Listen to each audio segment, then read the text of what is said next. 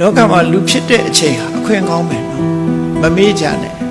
လူဘဝရတဲ့အချိန်မှာဟိုကိစ္စဒီကိစ္စမအားသေးဘူးဆိုပြီးတော့ကုသိုလ်ကောင်းမှုလုပ်ဖို့ရမေ့မနေကြလူဘဝဟာကုသိုလ်လုပ်ဖို့ရအခွင့်ကောင်းကြီးလို့ဒီလိုပြောအခွင့်ကောင်းကြီးဆိုတာပဲကြမှာသိတော့ဆိုရင်တိတ်တာဖြစ်တဲ့အခါငရဲကြတဲ့အခါကျပိုသိလာနတ်ပြည်ရောက်တဲ့အခါသိလာလူဘဝဟာတကယ်ကိုကုသိုလ်ကောင်းမှုလုပ်ဖို့အခွင့်ကောင်းအခွင့်သာဆုံးဘုံဌာနပဲဖြစ်ဣဒမေဝကမ္မဘူမိလူဘဝကုသိုလ်ကံ